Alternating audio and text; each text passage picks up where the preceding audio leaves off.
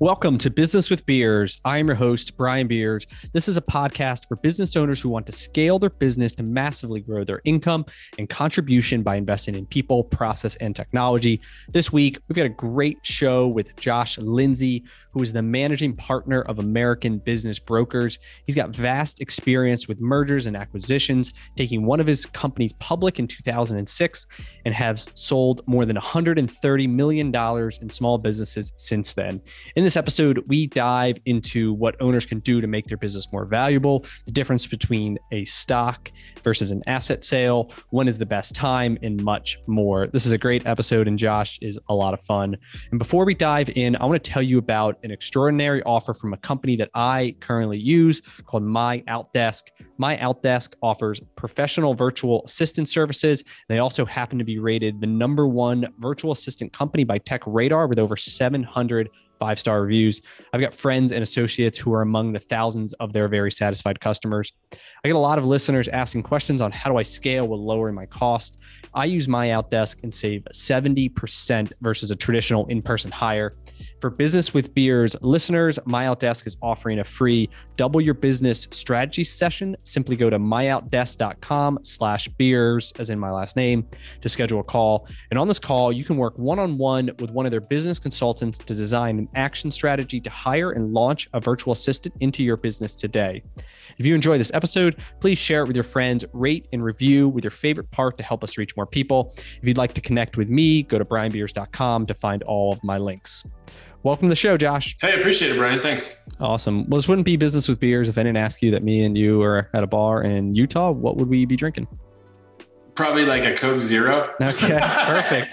I don't drink. It's like so weird, but I've never drinking alcohol in my life. Is that weird? No, that's awesome. I don't know if it's awesome, but I haven't drinking alcohol before. That's all cool. Anyway, if you could, can you kind of share your story, maybe your journey from, 18 years old, 20-year young guy, and kind of your career, and just paint the picture and kind of bring us up to speed to give listeners of your life and your journey. Yeah, no problem. So when I was young, you said 18, so I'll start there. I was really involved in sports, and kind of to touch on the whole, I don't drink alcohol or never have. So into sports, I was so worried about drinking that I would gain weight or get fat, that it would affect, my athletic career, so to speak.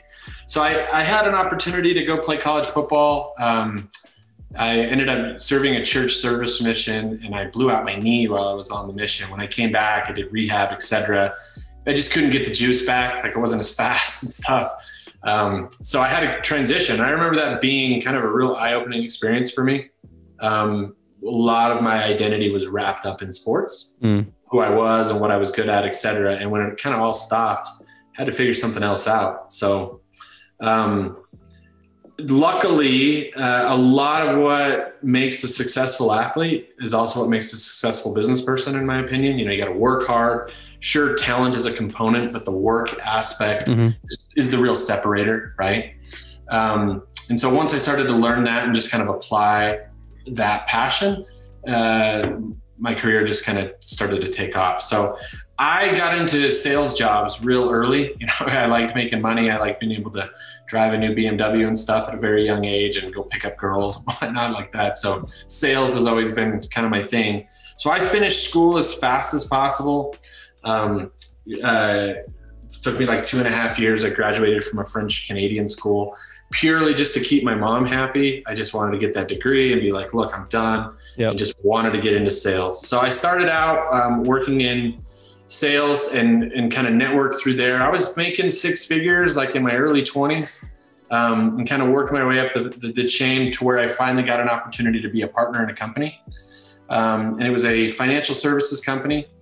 We did prepaid debit cards and ATMs. Back when prepaid debit cards were like the thing, right? Like they just come out, right? Now it's like no big deal, but and we ended up taking that company public. And really, I was fortunate enough just to be partnered with 2 older gentlemen with much more experience than I was. I was like 23, 24 at the time, but I was the sales guy, right? They would send me out on the road. I had unlimited energy. I could go out and just sell for days, and they knew it. And they just kind of rode that horse into the ground. But I gained a lot of experience. And like I said, we took that company public in 2006. After that, I had to do a two-year stint in it. I had some capital to work with, and I started buying and selling companies. So I've sold 6 of my own personal companies. And through that process, I was getting a lot of friends and family asking me, how are you putting these deals together? Or how are you coming up with the money, et cetera. And so that's how I've got my two companies now. I've got a private equity arm where I still actively invest in business ventures and we still sell them, et cetera. And then American Business Brokers has been established in 2011 where we do full representation. And what I could tell is that there was a real need for good representation in the space when selling a business. And what I mean by that is a lot of people that I've run into that are a business broker, so to speak, used to sell insurance, or they sell real estate, or they used to sell something else. And then all of a sudden they just decided to sell businesses one day. Mm-hmm. And that's fine, but they didn't really have much hands-on experience where they were like risking their own capital, doing their own valuations, and then having to exit out of it, so to speak, and, get an ROI. And so since I have that, it's one of my strengths, one of my weaknesses, but I really treat all of my business deals when I'm representing clients really personal, because I know what it's like to sell one of your businesses and I know what it's like to buy one. And so I'm really all about, pushing the envelope to get high dollar, but at the same time, making sure that deal is a fair deal to where buyers can be successful, sellers can be happy when they exit. And so far, so good. So it's kind of worked out well. So how long have you had those two companies, the private equity company and the brokerage? So I'd say the private equity I started in 2008 after I left the public realm, and the American Business Brokers has been around since 2011. So that's going on a decade now. And we've been on the Inc. 500 list 3 times as one of the fastest growing companies in America. Number of other awards, 40 under 40 in the state of Utah is an award that I won a few years back. So. Awesome. You said you mentioned that you, I guess, started or you sold 6 companies that were your own. What were those companies? What type of businesses? Yeah. So let's see. You got the one we took public. After that, we did an educational services company where we hired professors that had retired. Okay. And we built software to where kids could go online. They could take like a personality test of what they wanted to study in college. Mm-hmm.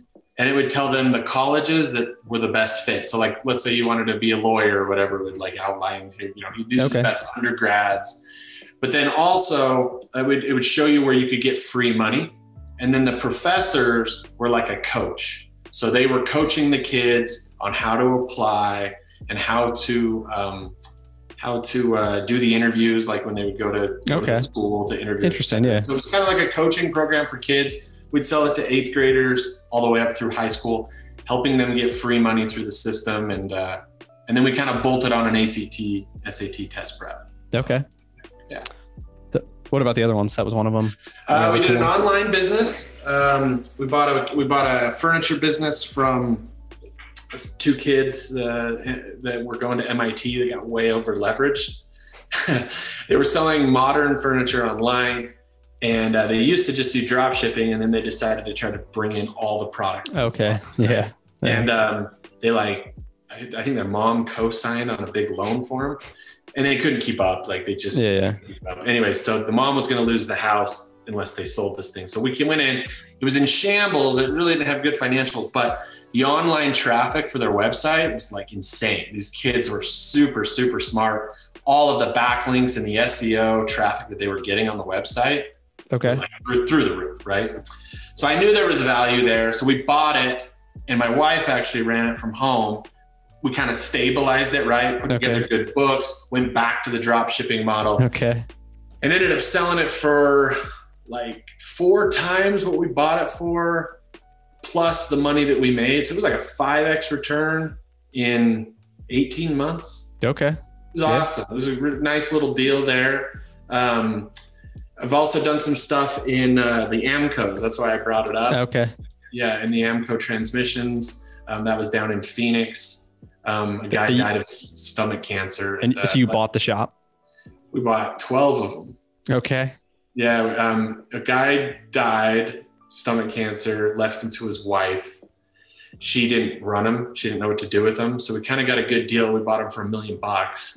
Those franchises, like just starting, meaning starting from scratch, are like $250 a piece. Yeah, sure. So we picked them up, basically for half price, and they were already running. Same thing, stabilized those, got rid of some bad apples that were kind of stealing money from the company, in my opinion, and then sold them off in pieces, 4, 4, and 4. That took about 2.5 years to do that. So that kind of deal, what do you operationally, do you have a team that you send down there? Like who's like in the ground in Phoenix in that example running that business? So in the beginning, I was doing that stuff by myself because it was my money, right? It's when you're risking your own money, it's like, I just did not want to trust anybody else. Sure. To go watch my money. So I was doing it. Did you move down there or just run it from Utah? I ran it from here, but I was down there quite a bit. And I knew that there was going to be I didn't know if I was going to resell the whole thing or whether I was going to piece them off. And as soon as I got in there and I could figure out that the general manager that these guys had was just not good. I mean, he was one of these guys, I hate to like stereotype him, but like short, 5'4", really tan, like overly tan, big gold chain, just like kind of questionable character. Yeah. It didn't take longer than about 6 months to know that, he had his own side deals going on. And I just had to figure out a way to get him out without the business. Okay. So as soon as we did that, we exited it. But. Okay. So I guess for a business owner who's listening, looking to sell or eventually, or maybe they're putting the plan together, right? Where kind of like you said, they want to find a business like that, maybe that online business where they can buy it, they can fix it, and they can sell it, and then they can kind of move on to the next one, more of a flip model. What's like an ideal business to buy? Like what's like a profile that maybe that you run through, and everyone's different based on their risk and their experience, but like maybe for you, what boxes like does it need to check to get your interest? So there's a broad question because like there's really no such thing as an ideal business, but your follow-up question is better, meaning the way I categorize a business is, or especially early on when like we're talking about the Amcos, anything that I feel like if worse comes to worse, I can get out of this, break even, or I could run this myself and save it. Does that make sense? Like I have the skills and the tools to protect my own investment. So if you're, really good at fixing cars or something like that, like a mechanic, and you've got some money and you want to buy a mechanic shop, worst comes to worst, you can always get in there, and do what you do best because you understand that side of the business, right? Okay. For me, sales, as long as there's a heavy sales component aspect to it, I know that I can get in there, worst case scenario, drop everything, go down there, move there, whatever it takes, resurrect this thing, and then figure out a way to get out of it. Okay. That's how I buy. I don't like to buy too much out of my comfort zone because then I'm one, not really of value. And then two, if worse comes to worse and things are starting to unravel, it's hard to fix, right? Like all of a sudden you're seeking advice from experts. Well, what if they can't fix it? Like you don't know whether they're giving you expert advice or not. Mm-hmm. So that's one component. And I'd say the second one, I think I lost my train of thought on this one, but anyways, that's the big one. Okay. All right. So from the broker standpoint, so someone's coming to you and they want to sell their business, right? They want to get it to market. I guess so let's walk through that process. What does that process look like? You get the call from the guy who says, maybe he's near retirement. He doesn't have a succession plan and he wants out. What does it look like? Yeah. So the first thing that we're going to do is we're going to do a call. We're going to establish the client's goals, right? Because the client's goals are different than my goals. And what I mean by that is some clients are looking to retire. Some clients are looking to transition into another business. They're like, hey, I hate doing this. I want to do this. And it's like, okay, I need to understand their motivation as to why they're doing it. One, every buyer is going to ask them, why are you selling? Why are you selling a good business? Yep. So I encourage them, one, tell me the truth as to why you're really selling. And two, we'll formulate a good answer, but an honest answer. We never want to misrepresent, but let's formulate how we tell that story so we don't, freak anyone out, so to speak. So we establish the client's goals. And the second thing is we start by doing an appraisal. Like for your, listeners or anybody else, I'm happy to do a free appraisal. So anytime I get referrals, like from a client, or let's say you gave me a referral, I would do a free business appraisal. It's twofold. The reason being is it's very important that the client understand what his business is worth. Regardless of whether he wants to sell today, you need to know the value, right? Sure. Yeah. One, does it hit the target? Meaning, can you exit today and be happy, or are you off? And if you're off, then we can talk about how to get there, right? We can talk about, some of the things you can do to improve value of your business and maybe when a good time to sell it. But I need to know that we're on the same page, second part, as to what's realistic, right? Because if you tell me you want $100 million and I'm like, hey, look, your business is only worth 7, I'm not taking the deal because it'll be a giant waste of time and effort for me. We're just too far apart. So that's why I do it right out of the gate. Is just to establish. And then from that point, if that's the case, then we kind of get into the nuances of how the deal's going to work. But those are the first 2 things that I like to do right out of the gate. Okay. What are some ways, all the businesses we bought, well, for the most part, are multiples of cash flow to the owner. Could be 2 times, 3 times, 4 times, at least the ones we're doing, because they're kind of like one-off deals. Mm-hmm. And I understand too, and maybe you can correct me if I'm wrong, but then as, the more money the business makes in general, the higher the multiple it can get. Is that spot on? So at least you're savvy, right? At least you know something. I've been on some of these podcasts where people will be like, well, isn't it just a multiple of revenue? And I'm like, no, anyone that tells you that doesn't know what they're talking about, because your business is totally different than like a tech company, right? Yep. Tech company with patents and IPs and all this other stuff. In your space, absolutely. Multiple of cash flow. And then you're going to have an asset component, right? You're going to have lifts and lifts, inventories, all that stuff. You're going to get a wholesale value on those. You're not paying retail and you're definitely not paying cost. You've got to take what would happen if I threw these on the auction block? That's a number. And then you've got your multiple of revenue. Your business space, you've already done it several times, but pretty simple, right? To package that up and just price. But you are correct in the sense that when you see cash flow go up, there are certain multiples that will increase. So the $500,000 mark in net cash flow, there's usually a little uptick there. Okay. 7 figures, you start seeing something that goes over $1 million. Okay. You're going to see another uptick. The big one is $2 million and above. Okay. Do you know why? Why is that? Well, here's why. I'll tell you. Most private equity firms won't even look at a deal until it's a minimum of $2 million in EBITDA or owner cash flow. They just don't even dip into the lower stuff, the Main Street stuff. You've got to be above 2. But when you're above 2, they're willing to pay higher multiples than the lower. So even if you were at $1 million, you might get 4.5x. As soon as you jump to 2, it could be 6 and above. Yep. Yeah. And so for somebody who's looking to, even for us, our models, we're trying to buy up, single stores, right? You roll them up, we can buy them at 3, and then one day when we're ready to sell, then we can sell them at 6 or 7 or, whatever.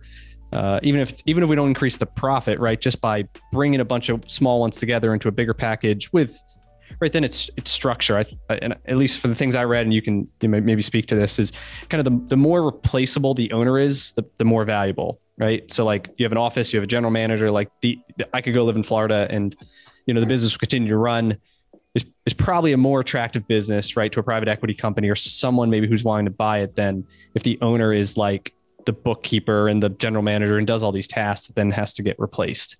No, you're one of the smarter guys I've talked to on the podcast. A lot of guys don't know that. Truthfully, they literally don't know that. They don't know that having a business that will operate without you is one of the main factors that people really want to buy. You know what I mean? So your model, your space right now is actually really, it's kind of a hotbed. There's a lot of big private equity companies out there trying to buy up.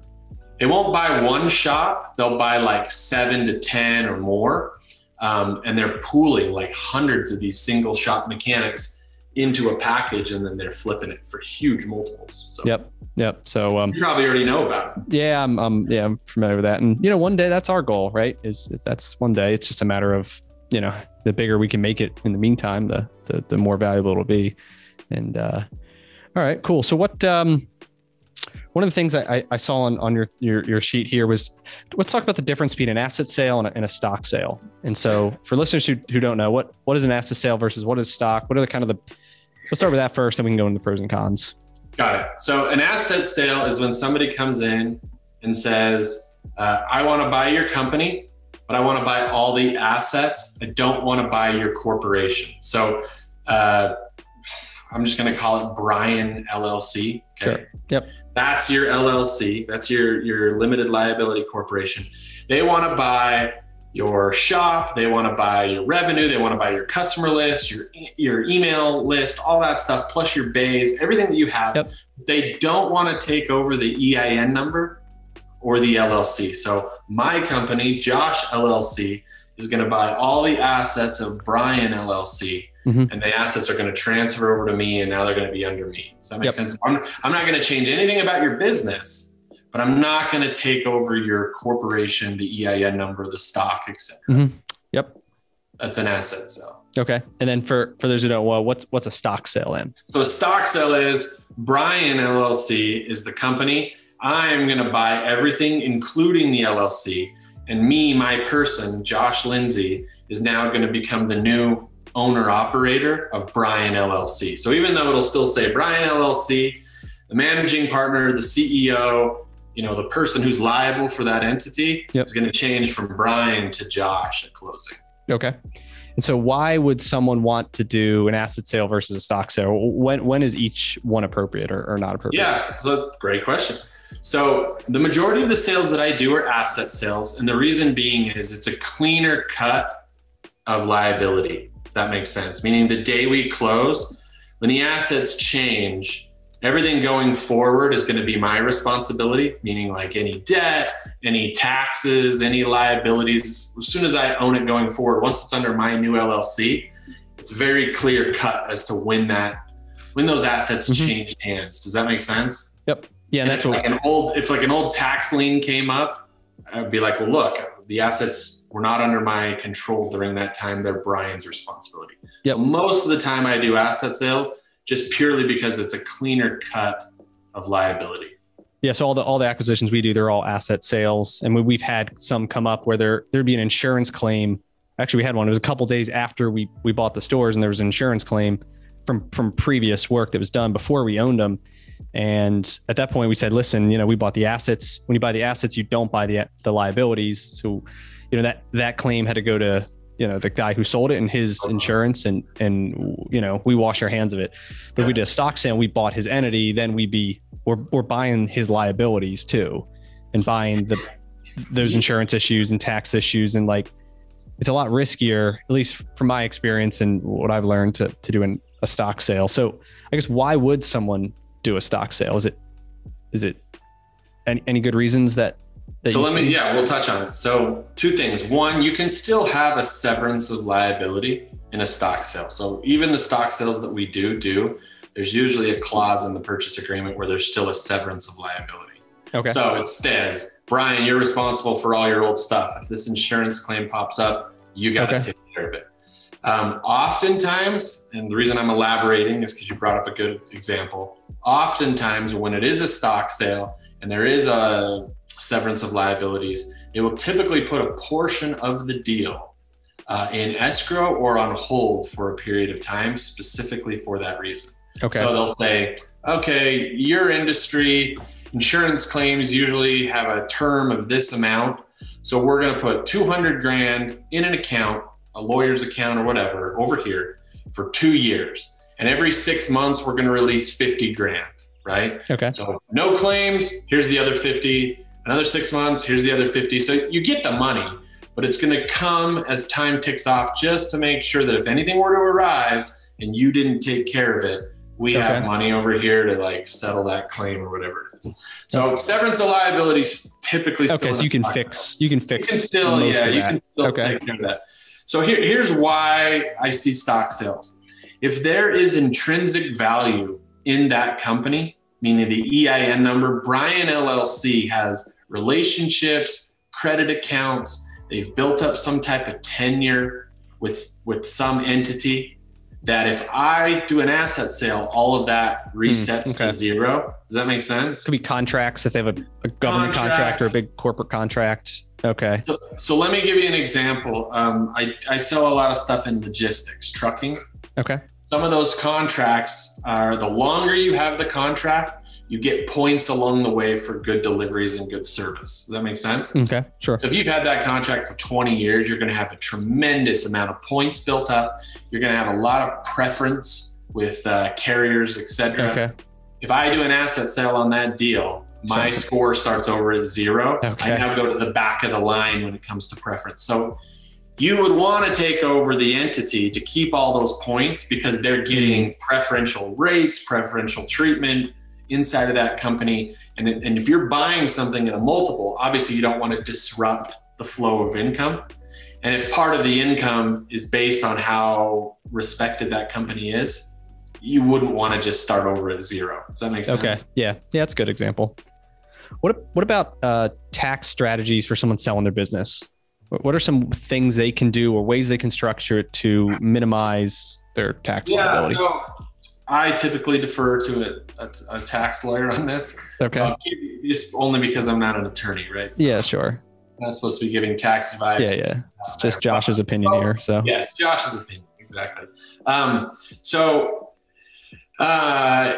mean, when you sell a business, I think part of the process is, what am I going to do with this money when I sell it? A lot of people just think, oh, I'm just going to like bank it or whatever, but you get taxed pretty hard when you're above, $500,000. It's going to be like 38%, right? Sure. Yeah. You only write off $500,000 in goodwill, which is capital gains, which is like 15%. But everything above that's going to get taxed on personal income. So you've got to have a plan in place. So I'll give you an example. I'll give you the Clinton plan. Okay, you're familiar with the Clintons? No. I know who the Clintons are, but yeah. You know who they are. Okay, so they are extremely wealthy because they run charitable organizations, right? And so they'll go out and do a book tour and speak and make all this money, like $30 million. At $30 million, you're going to give nearly half of that away, right? You're going to put $15,000 back in taxes if you just paid it. Well, what they'll do is they'll take the $30 million during the year. They'll donate $29 million to a charitable organization. And as you know, when you donate to charity, what is it? Deductible. 100%. Yep. So that $29 million shifts over here into a charity that they control or they own. And then they just siphon money when they need it. So for example, they'll pay themselves a salary of $400,000 from the charity, because you're allowed to pay people salaries. Those charities can go out and invest money. They can put money in the stock market. They can buy real estate with that money. They can do all sorts of stuff. And that money has really just been tax deferred. Does that make sense? Yeah. Okay. That's how a lot of the really ultra wealthy, I'm not ultra wealthy like Bill Clinton, but I'm fairly familiar with how they move it.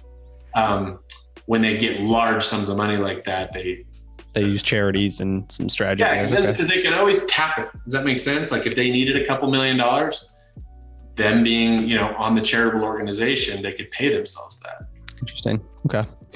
The other one I know is it depends on if it's structured, but if it's a seller finance deal, the seller then it's an installment loan. And I mean, it's the same amount of taxes they have to pay. It's just spread out over a number of years, and then they get interest. Well, actually, that way.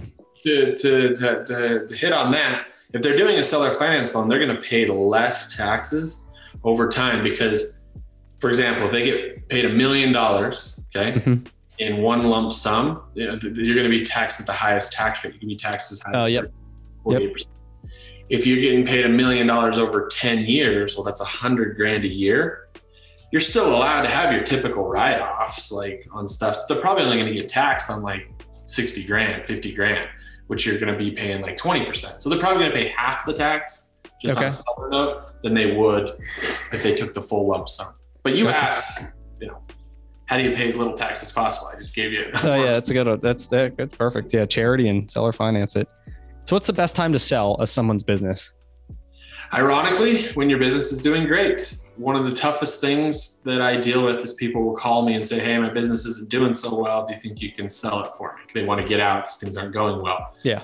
And having that conversation, it's like, hey, look, nobody wants to buy your problems. Like if you're failing and you're going under, why would somebody want to come in and pay you a premium? They might pay like a discounted amount, right? Yeah. Respect it, but you're not going to get some premium for it. Those are always tough conversations. So when your business is doing great and it's doing well and your market's strong, it's usually the best time to sell because you can command top dollar. Yep. then it's a question, like you said, what are you going to do next? I mean, if you can sell it for 3 years, 3 times, right? So business makes whatever, 100 grand, you can sell for 300,000. But I mean, that's 3 years of income basically. So in that time, you have to find something else then to replace and kind of go on to your next journey. Yeah. And sometimes people are just looking for something that's more passive, right? So like your reference of 300 grand, it's probably an owner operated business, right? It's fairly small. It's only making 100 grand a year. That guy's busy. Let's say he's in the shop doing a whole bunch of stuff. Well, if he takes that 300 grand and he goes and buys like a apartment building with it, okay, maybe he can work from home. He's still making $8,000 or $9,000 a month, but he's like not in the shop, so to speak. It's like more of a free flow. He can go live in Florida and run his apartment building. It's just different. Yes, there's a lifestyle change is really what they're looking for. Okay, good. So what's next for you? Is it building the broker business? Is it private equity? Is it a portfolio? Like, what are your plans? I've got a decent portfolio. So we have 4 companies. I've got the private equity group where we do active investing, where we're, acquisitions and exits. The brokerage stuff keeps me fairly busy. I sell about 15 to 20 businesses a year, which is like 1 to 2 a month. So I'm pretty active there.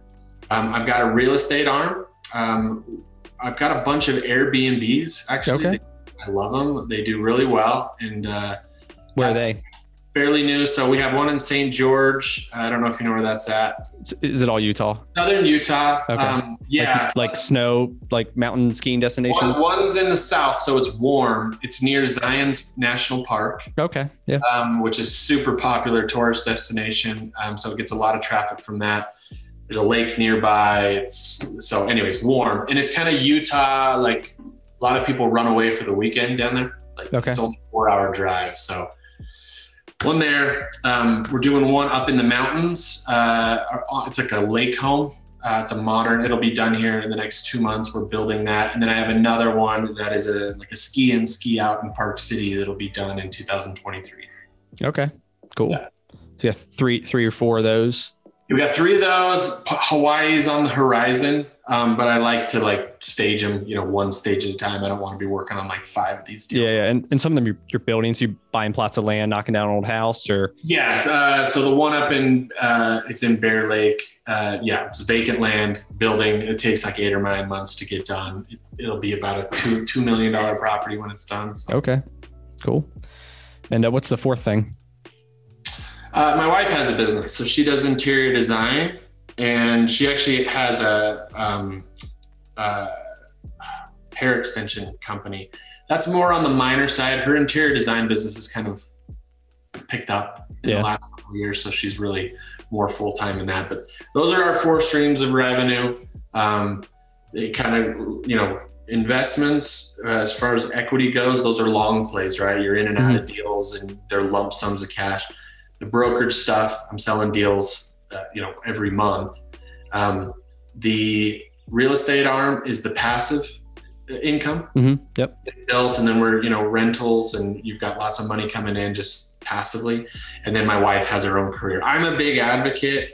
We're kind of off topic, but I'm a big advocate that women can do amazing things. And as a husband, you should nudge them in that direction. Hey, what do you want to pursue? What angles do you want to pursue to help you grow? And we should be there to support them. They're not just designed to be pregnant in the kitchen, so to speak. Yeah, 100%. And then the reason I share that is because I also believe that it's a big aspect as to why our relationship is so good. Mm-hmm. Does that make sense? We have our own each other and work on. Yeah. And we support each other in our businesses, and we kind of come back and we're both contributing to the overall long-term plan. If that makes sense? Yeah. One's not carrying more than the other. And it's great for her to have her own career, her own clients, her own identity of growth, so to speak. And it means a lot to me. That's awesome. Yeah. Thanks for sharing. Any books you've been reading recently or that have had a big impact over, your career and business? Yes, I do read a lot of self-improvement. It's a great question because I've read a lot of good books, but I'm sure you've probably read them. I was listening to a podcast with Jocko Willink this morning. He's a Utah guy now, but Extreme Ownership. Have you read that? Yep, I've heard of it. I haven't read it yet, but yeah, it's on my list. You got to read it. It's like, that's a great one, primarily because you wouldn't expect it to be super good. But the reason it's good is every chapter he shares like a Navy SEAL story, like there's a mission. Okay. So it's cool. Like it grabs you. You're like, whoa, this is kind of intense. But then the leadership aspects that he mixes into it by using the examples are real. Like they're good. So it's a good one. Have you read Living with a SEAL? I've heard of it. I haven't. Come on, man. Okay. All right. I'll add it to my list here. Living with a SEAL. You haven't read Goggins' book? No, I've heard of it. I mean, everyone's heard of it, but yeah. It's like an all-timer, man. All right. I'll buy it. I'll buy it when we're done. It's hilarious. And you've heard nothing like it. Plus Jesse Itzler's in it. You probably know who he is. And no, I don't know who he is. Bri, we got to get you on the train. All right. We're going to get you on the train. It's totally worth it. Jesse Itzler, you got to look him up. Phenomenal leader in the business space. He started Marquis Jet, sold it to Warren Buffett. Oh, okay. He also used to be a rapper. Like his story is incredible. And now he's married to Sarah Blakely. Okay. All right. Thanks. The guy's just an all-time baller, but I love his energy. Like you should just check him out. I love his energy. Awesome. Cool. So where can listeners connect and they're interested in having questions, the free consultation, any of that stuff? Yeah, I'd love to talk to any of your listeners that are interested in having their business reviewed or valued. Like I said, happy to do it for free for them. We'll just chalk it up as a referral from you.